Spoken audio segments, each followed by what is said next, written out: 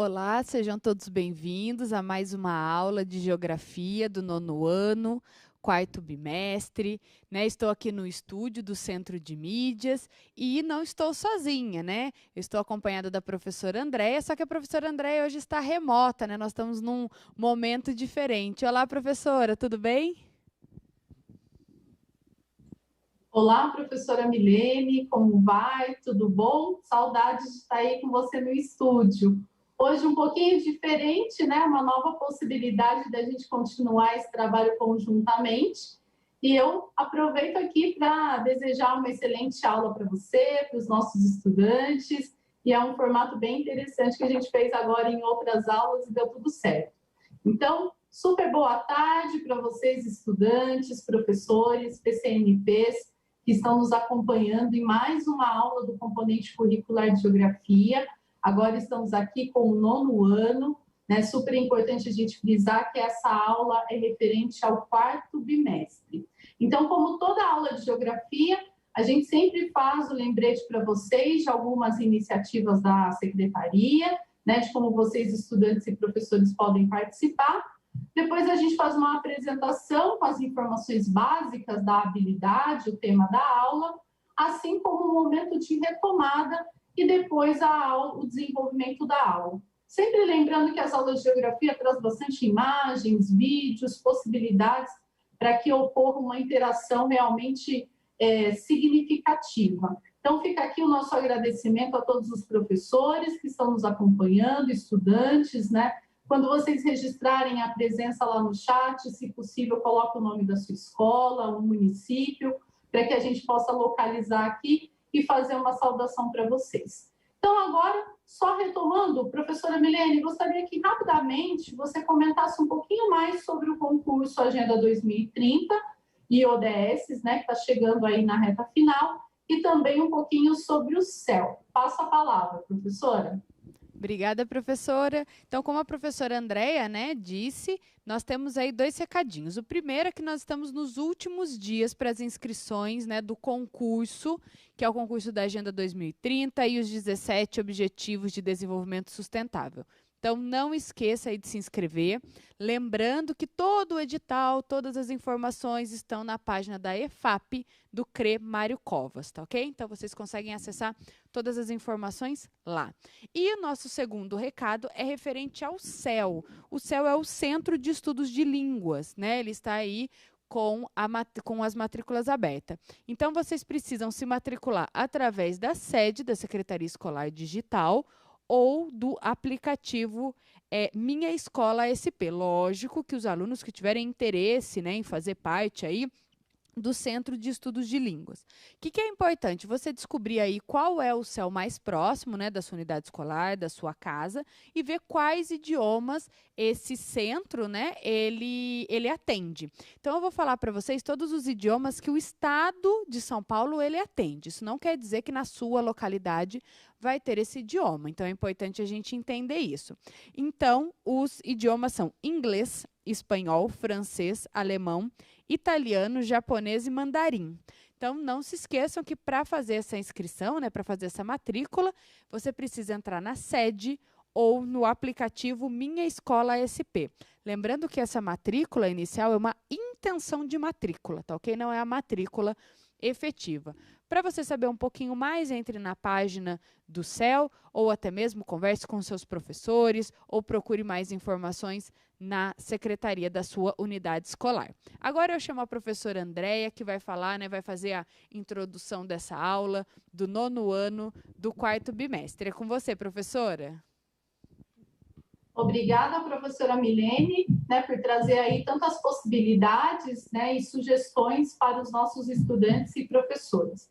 Então, vamos lá. Se possível, anote ou faça o print das informações iniciais da aula de hoje. Então, está na tela para você agora, né, o tema da aula de hoje. É importante dizer que a professora Milene preparou com bastante profissionalismo, carinho aí a aula que se chama Recursos Naturais e fontes de energia. Então, a professora Milene está na regência, sempre a professora Mariana, o professor Sérgio, eu estou aqui sempre no apoio, que é um trabalho colaborativo da equipe curricular de geografia da COPED, tá bom? E agora, o que nós vamos trabalhar, né? Qual é a habilidade do currículo paulista, né, que faz aí esse nosso percurso de aprendizagem? Então, vamos na tela também, né? Vocês podem acompanhar que a gente está numa continuidade da habilidade 18, né, do 9º ano do currículo paulista, relacionada à unidade temática, natureza, ambientes e qualidade de vida. Então, essas são as informações iniciais. Agora, a professora Milene tem um destaque, né, professora? Para a gente mostrar para a rede. O que tem de bom? Muito bem, nós temos um vídeo da aluna Emily, né? É um vídeo que, na verdade, o vídeo ele é um pouquinho mais longo, nós vamos mostrar um trechinho desse texto. É um texto super bacana. Essa aluna é da Escola Estadual Senador Robert Kennedy, que inclusive é uma escola que já apareceu em outros momentos aqui em interação com a gente no chat. É uma unidade escolar de São Bernardo do Campo e é uma escola de programa ensino integral. Então, vamos ficar agora com o vídeo da aluna Emily e já retornamos. Meu nome é Emily e eu sou aluna do 9º ano da Escola de Ensino Integral Senador Robert Kennedy, em São Bernardo do Campo. E estou sendo orientada pela minha professora de Geografia, Helenice. E hoje nós vamos falar sobre as 4 revoluções industriais. Tá preparado? Então, bora pro vídeo! A primeira revolução industrial. Ela ocorreu aproximadamente na metade do século XVIII, na Inglaterra, continente europeu, e teve como avanço tecnológico a produção do carvão mineral como fonte de energia, o desenvolvimento das máquinas a vapor e a sua aplicação na produção têxtil. Aí você me pergunta, ok, mas o que é a produção têxtil? Ela é a produção de fios e tecidos, aquilo que mexe com costura, né? Lembra disso? Tá, vamos continuar. E no século XIX, esses avanços tecnológicos ajudaram na criação das locomotivas e das estradas de ferro, que contribuíram para a melhor locomoção das pessoas e das mercadorias pelo país e pelo mundo. Muito bem, estamos de volta. É um trechinho, né, aí do vídeo feito pela aluna Emily. Então, mais uma vez, eu queria agradecer a toda a unidade escolar, né, que esteve aí envolvida para que esse vídeo pudesse acontecer, que é a ex-senador Robert Kennedy. Gostaria de agradecer aqui ao diretor Silvio, que nos atendeu prontamente, à vice-diretora Karen e ao PCG Elisama. E, lógico, a professora de Geografia Helenice, que desenvolveu essa atividade em conjunto aí com a aluna. E também teve o apoio da professora de História, Rita de Cássia. Então, o nosso forte abraço a senador Robert Kennedy, aí, por desenvolver esse trabalho super bacana. E nesse momento, né, nós vamos falar um pouquinho sobre a retomada, aquilo que nós já trabalhamos em aulas anteriores, né? Então, é importante sempre a gente fazer esse momento de retomada. Então, o que nós discutimos nas aulas passadas? Nós falamos sobre recursos naturais e a indústria, falamos sobre a cadeia produtiva, falamos especificamente do petróleo, né, e da bauxita, da importância desses recursos naturais, né, dentro do processo da cadeia produtiva. E aí embaixo fica o link para vocês, né, que dá acesso aí direto às aulas de geografia do Centro de Mídias. É importante o aluno compreender que, caso ele tenha perdido alguma aula, não só de geografia, como de outras disciplinas, lá na página do Centro de Mídias no YouTube, ele consegue ter acesso a essas aulas anteriores. E para a gente dar início a essa aula, né, eu vou chamar a professora Andréia, que vai fazer aí a leitura, né, da sondagem juntamente com vocês. Agora é com a professora Andréia. Oi, professora. É importante só destacar aqui que os nossos professores e estudantes estão parabenizando a estudante que fez o vídeo, enviou para a equipe. É importante que todo final de aula a gente faça esse momento, né, essa sugestão para você compartilhar a sua produção conosco, para que a gente possa rastrear aí nas redes sociais e, quando é possível, fazer exibição para toda a rede, tá bom? Então, fica aí, mais uma vez, o nosso convite para vocês compartilharem conosco as atividades. E mandar um abraço também para os estudantes da Escola Presidente Café Filho de São Paulo, aqui do Capão Redondo, na capital de São Paulo, a Escola Presidente Washington Luiz, de Batatais. Então, aqui a gente tem, professora, muitas escolas, muitos estudantes acompanhando a aula dessa tarde, tá bom? E para começar, então, nós temos um momento de sondagem. Então, acompanhem conosco a leitura na tela, são duas questões. São duas questões de retomada de um percurso de aprendizagem de um tema que vocês já vêm desenvolvendo com seus professores no ensino fundamental. Então, vamos lá. Sondagem. Primeira questão. O que são fontes de energia? Segunda questão. Dê 2 exemplos de recursos naturais utilizados para a geração de energia. Aproximadamente 1 minuto e meio e voltamos para a leitura de algumas contribuições.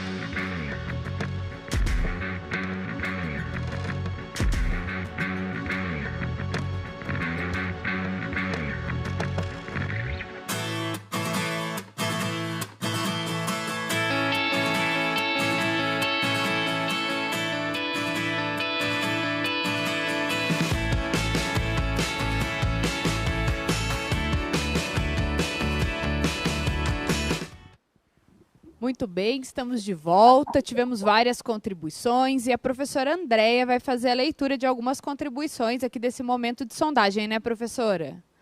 Isso, professora. Apareceram aqui, ainda o pessoal está registrando, né? Tudo que está relacionado a essa questão de fontes de energia. Então, a palavra-chave que apareceu bastante foi renovável. Então, o pessoal está ligadinho aí na questão das fontes renováveis de energia. E um dos recursos naturais que mais foi citado, posso destacar que foi o recurso água. Passa a palavra, professora. Muito bem, professora, obrigada, né? Obrigada a todos pelas contribuições. E como hoje, né, o tema da nossa aula, ele vai falar um pouquinho sobre energia, nós vamos já dar início com um mapa super bacana que vai aparecer aí na tela para vocês. Esse mapa, ele traz uma informação muito rica, então acompanhem aí. Lista de países por consumo de eletricidade. Aí vocês conseguem observar que entre parênteses tem aí, né, uma sigla talvez diferente, justamente porque ele está se referindo a quilowatt-hora, ou seja, é uma medida utilizada aí para que a gente consiga compreender um pouquinho mais as questões ligadas à energia elétrica. Esse mapa, ele é um mapa de 2017. Quanto mais escuro, né, o país é representado, quanto mais escura está a tonalidade, isso quer dizer que ele tem um maior consumo de eletricidade. Então, a gente consegue observar aí que alguns países, em especial, têm um consumo elevado de eletricidade. E é a partir da análise desse mapa que nós vamos fazer um exercício. Lembrando que nós estamos falando, né, dessas questões dos recursos naturais e da energia, mas com um olhar voltado para 3 grandes regiões do mundo, que é a Europa, a Ásia e a Oceania. É importante a gente lembrar que a habilidade ela contempla, em especial, esses 3 continentes. Não que nós só vamos, isso não quer dizer que nós só vamos discutir esses 3 continentes, mas nós temos que ter um olhar voltado para esses 3 continentes. A professora Andréia vai fazer a leitura desse momento com vocês. Então, fiquem atentos aí que a professora Andréia vai fazer a leitura da atividade 1 com vocês. Isso mesmo. Então, vamos lá, com base, então, na representação cartográfica, né, que a professora Milene apresentou para vocês, nós temos uma questão. Então, acompanhem conosco na tela a leitura, né, vocês vão ter em torno de 1 minuto e meio para fazer a devolutiva. O que o mapa revela sobre o consumo de eletricidade na Europa, na Ásia e na Oceania? Então, repetindo a pergunta, o que o mapa revela sobre o consumo de eletricidade na Europa, na Ásia e na Oceania? Voltamos em instantes.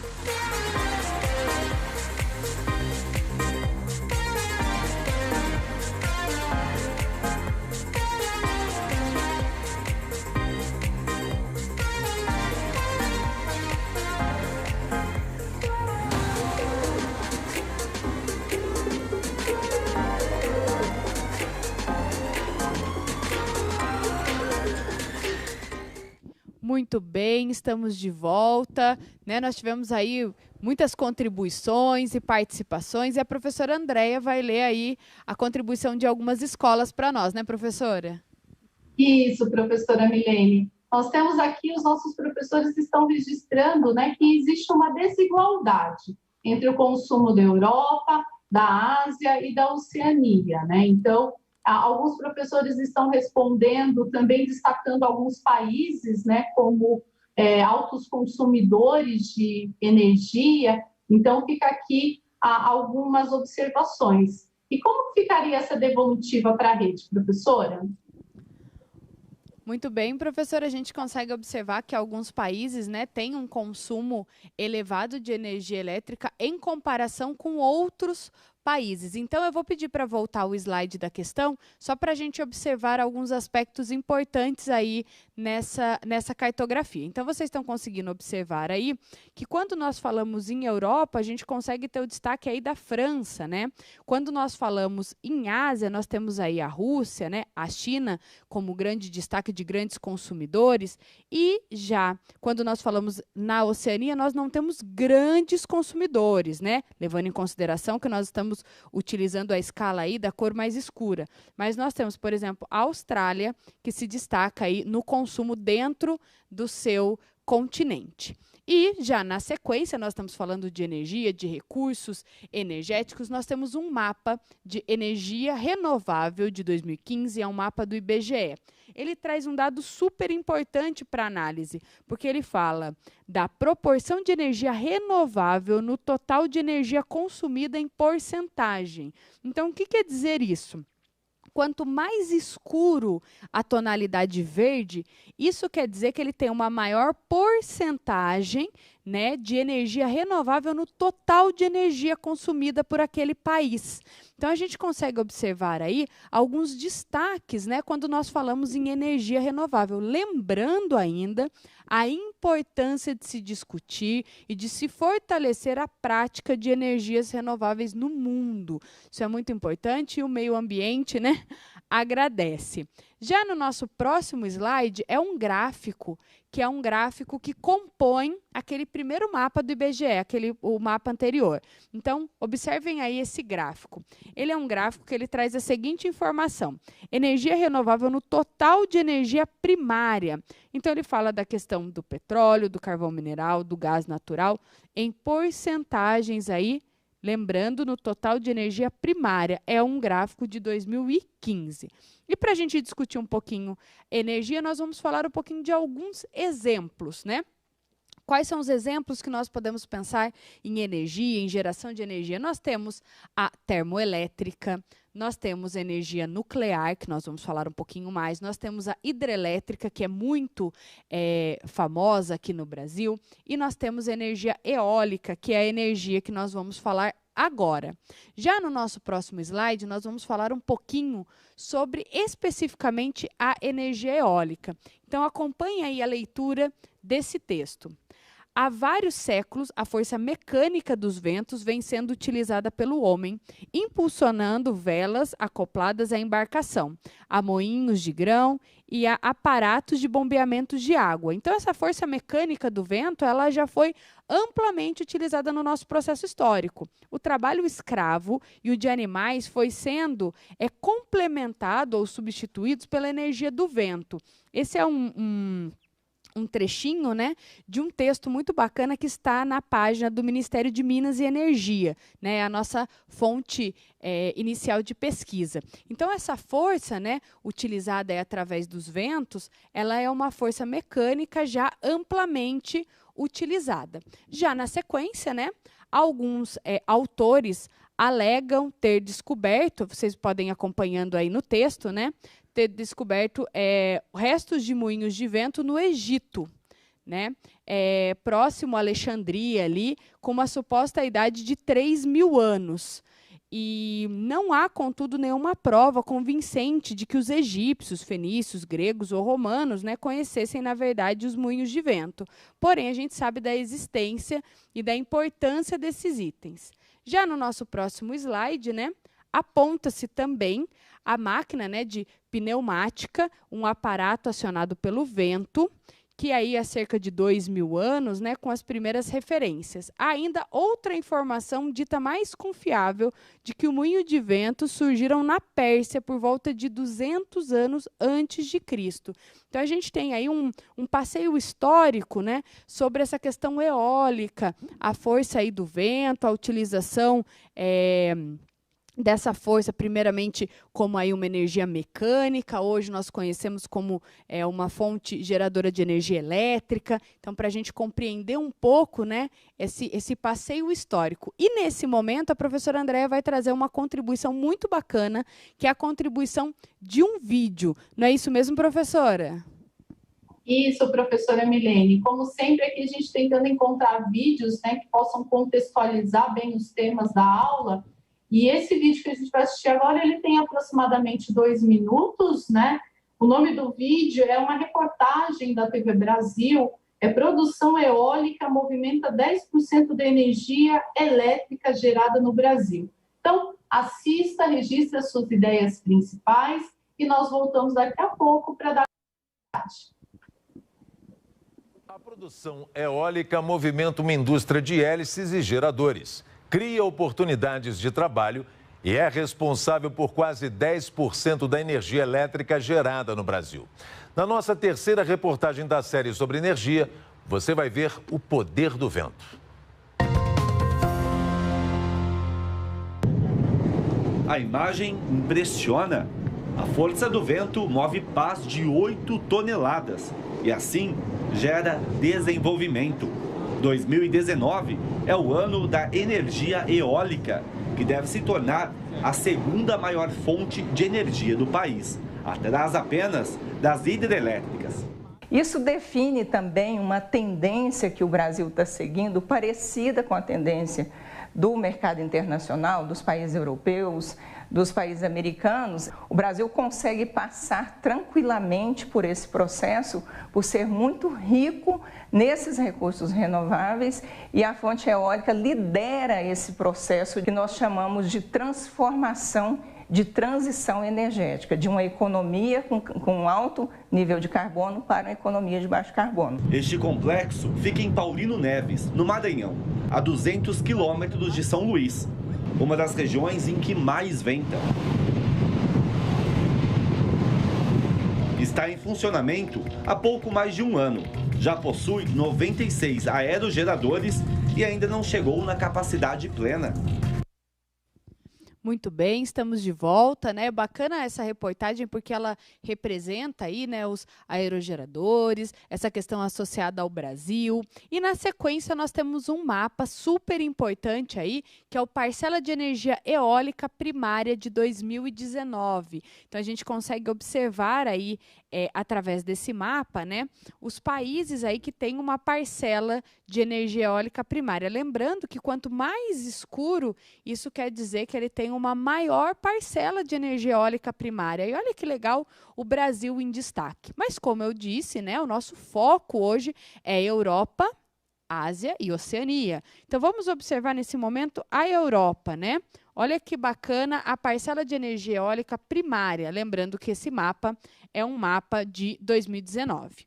Na sequência, nós temos uma tabela que vai enriquecer muito as nossas discussões, a nossa percepção dentro do assunto, que é mundo, potência instalada e geração por país. É uma tabela, né? São dados de 2014, e ele traz alguns dados importantes, como, por exemplo, lembrando que nós estamos falando de energia eólica aí, né?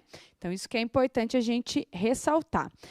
A unidade que ele vai trabalhar aí inicialmente, né, quando nós falamos em geração, se vocês observarem aí na tabela, é que ele trabalha com terawatt-hora.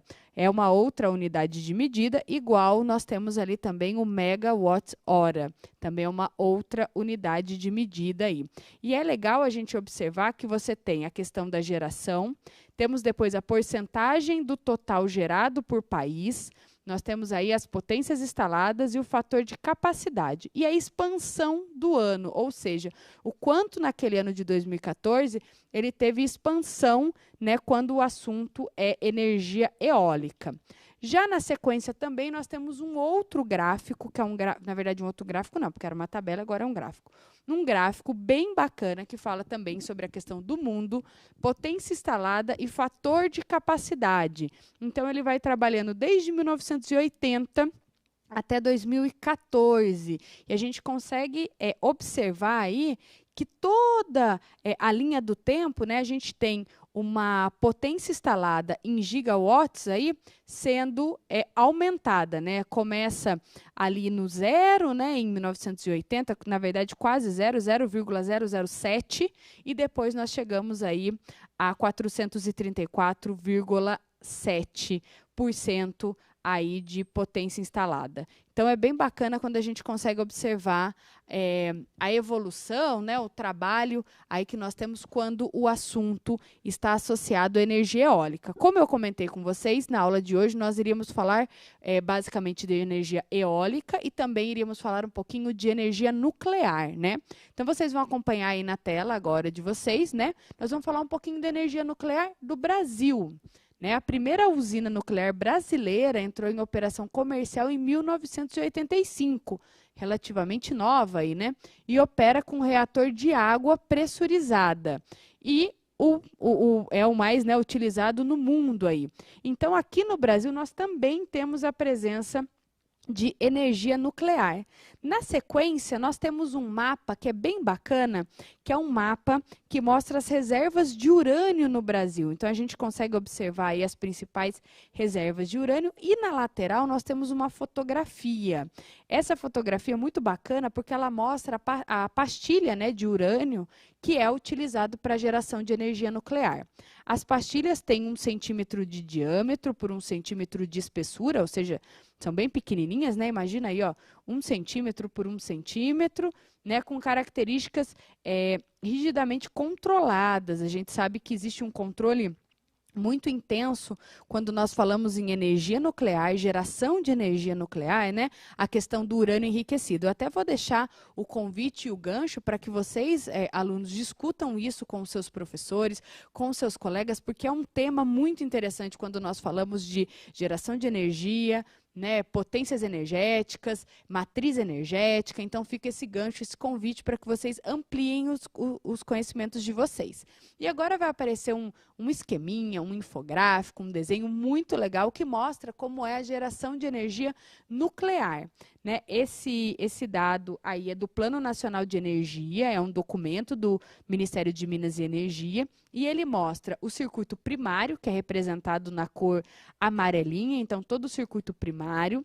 Depois nós temos toda a parte em azul, que é o circuito secundário, e depois nós temos o sistema de água de refrigeração. E olha que legal que lá no cantinho a gente tem quem? A torre de transmissão, que é quem vai transmitir a energia gerada através da usina nuclear, né? Então a gente tem todo o sistema e aí nós temos a geração, a transmissão dessa energia. Então é bem bacana entender esse processo. Como nós estamos falando em geração de energia e geração de energia nuclear, com um foco, né, voltado para alguns continentes específicos, e nós iniciamos falando um pouquinho do Brasil, ou seja, do nosso local, e agora nós vamos ampliar, né? Participação da energia nuclear na geração elétrica por país, porcentagem de eletricidade nuclear, ou seja, quanto cada país, né, tem como geração de energia a partir da eletricidade nuclear. Então a gente vê que a França aí está em destaque, né?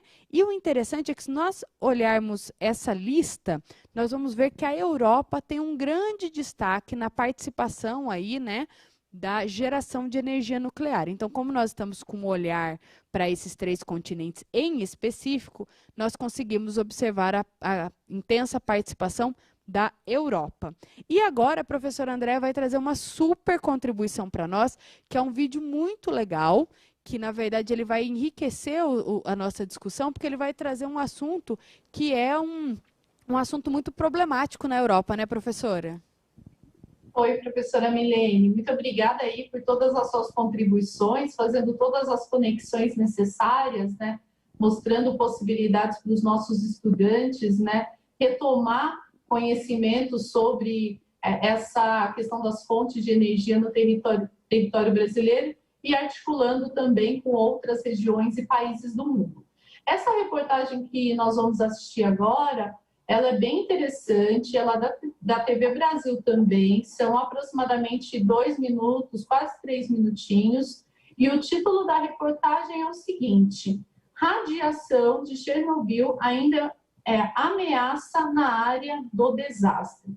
Então, você, estudante, professor, registre as ideias principais. Professor, acesse novamente depois desse vídeo, né, para você destacar aí pontos relevantes para aprofundar o diálogo com seus estudantes também, tá bom? Voltamos em instantes. E a nossa correspondente na Europa, Aline Moraes, mostra como está o entorno da usina de Chernobyl e o que está sendo feito para lidar com a ameaça radioativa que ainda existe. Há 6 anos, a família de Maria Losbin, hoje com 69 anos, voltou ao que eles consideram ser o verdadeiro lar, que fica na chamada zona de exclusão em Chernobyl, na Ucrânia. 30 anos depois do pior acidente nuclear da história, o cenário ainda é de abandono. Mas a vegetação cresce e Maria vive do que a natureza oferece, apesar do risco de contaminação. Em 1986, Maria e outras centenas de milhares de pessoas que moravam nos arredores da usina nuclear tiveram que abandonar o local. Um teste mal sucedido num dos 4 reatores gerou uma explosão e uma enorme nuvem radioativa que se espalhou por boa parte da Europa. 31 pessoas morreram em consequência direta do acidente, mas muitas mais perderam a vida para doenças relacionadas aos altos níveis de radiação. O número de vítimas ainda é motivo de debate. Um estudo mais recente, de 2008, estima mais de 115 mil mortes por câncer. A quantidade de pessoas que ainda são ameaçadas pela radiação é preocupante. Segundo dados oficiais, 5 milhões vivem em regiões contaminadas na Ucrânia, na Rússia e na Bielorrússia. E hoje o maior desafio continua sendo neutralizar o material radioativo que ainda está dentro do reator. Um escudo gigante está sendo construído há 4 anos para proteger o reator e impedir que haja vazamentos. Trata-se da maior estrutura móvel do mundo, com 108 metros de altura, 250 de largura e 150 de comprimento. Equivale a um prédio de 36 andares e com uma área onde caberiam 3 campos de futebol. O escudo vai também devolver estabilidade ao sarcófago de concreto e aço construído em torno do reator pouco depois do desastre e que está bastante deteriorado. O escudo foi projetado para durar 100 anos e dar à Ucrânia a chance de desmontar o reator número 4 e torná-lo seguro para sempre, disse o gerente. Na avaliação feita pela ONG Greenpeace na Alemanha, a nova estrutura de contenção é importante para tornar as ruínas do reator mais seguras, mas falta ainda uma solução de longo prazo para neutralizar o reator e fazer a gestão dos resíduos radioativos, algo que exige uma tecnologia que ainda não existe e, portanto, demanda mais investimentos. A estrutura protetora não elimina o perigo no longo prazo. É inaceitável deixar esse fardo para as futuras gerações, conclui o relatório. Muito bem, estamos de volta. Nessa matéria, ela traz aí um gancho de discussão, quando nós falamos da questão da energia nuclear. Até deixo o convite para que os estudantes, juntamente com seus professores, aprofundem, né, essas discussões, que nós temos aí riscos, não só na energia nuclear, como em outras fontes geradoras de energia, né? Fica aqui esse convite para aprofundar os conhecimentos. E na sequência nós temos um mapa que vai enriquecer toda essa nossa discussão, que é a localização dos reatores nucleares. Então nós temos um mapa, ele é um mapa de 2005, e cada pontinho vermelho aí, ele simboliza aí um conjunto ou um reator, né, nuclear. Então observem aí a presença intensa na Europa, né? Nós temos aí a presença também no Japão, temos um pouquinho no sul aqui da Ásia, né? E olha só, o Brasil é representado ali também, né, com as usinas, né, de Angra. E, na sequência, deixo aqui para vocês uma atividade complementar, para que vocês possam aí enriquecer cada vez mais os estudos de vocês. Converse com seus professores e sobre os seus colegas e pesquise mais sobre as formas de geração de energia, seus riscos e quais matrizes são consideradas limpas. Olha que interessante aí. Será que tem alguma matriz que é considerada energia limpa? Façam essa pesquisa e postem aí nas redes sociais com a hashtag GEL no CMSP e eu no CMSP. E nós vamos deixar aí como um convite para vocês um vídeo bem bacana, que também fala da questão de geração de energia, está aparecendo aí para vocês na tela, também é um vídeo da TV Brasil, que é da série especial Energias. Ele fala da usina hidrelétrica de Itaipu. Está aparecendo para vocês aí no vídeo o link, né, de acesso. Essa reportagem está no YouTube.